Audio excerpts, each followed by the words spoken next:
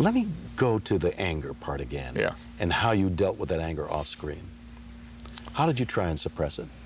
The worst moment, the worst focal period for me was shortly after we began shooting the series, when I had this fantasy that I had found a home as an actor, that all of the previous work that I had done, literally, they would have your name on the dressing room door in chalk. Literally, there was time it would be in chalk, or taped on with a piece of tape that could be ripped off when you're done. And the next person comes into the dressing room and they wipe you off and you're gone. The parking space never had a permanent sign on it. Suddenly there's a parking space with a permanent sign, a dressing room with a name painted on the door that you know is going to be there for a few months. That was extraordinary to me. And I thought I'd found a family. My brother, the writers and producers were the father figures, sisters who were actresses on the show. It was a family to me. I looked forward each day to coming to go to work with my family, my artistic, creative family. And when I began to discover that the studio was not necessarily your friend or your father or your parent or your relative in any way, that they were contract people studying to see how much are we paying him, and if he asks for any more, tell him we'll get somebody else to wear the ears, that kind of thing. He wants a phone in his dressing room. Is it in the contract? No, no phone. No. He wants to get off on Friday to go, no, he has to work till 6:50, that kind of thing.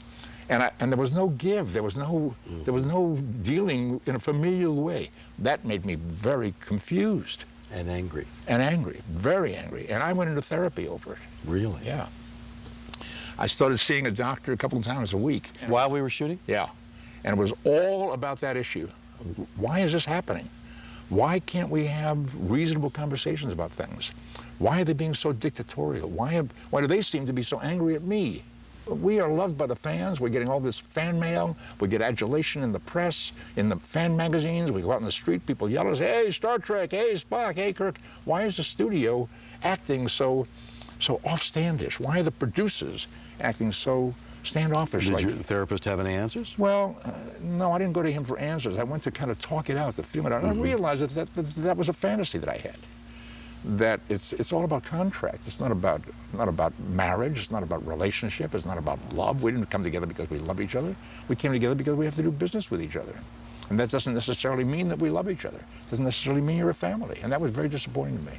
But I finally had to learn about it. And then the anger started to dissipate. Really? Then I developed a peace about it. I came to terms with it. And I became peaceful about it. So by the third year, you were peaceful about it? Yeah, pretty much. Were you anxious about? I would become more calculating in my relationship with the studio.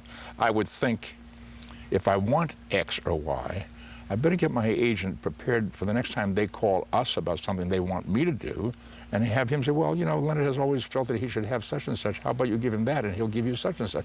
I learned to negotiate. I learned to negotiate. And did you learn to negotiate in your personal life?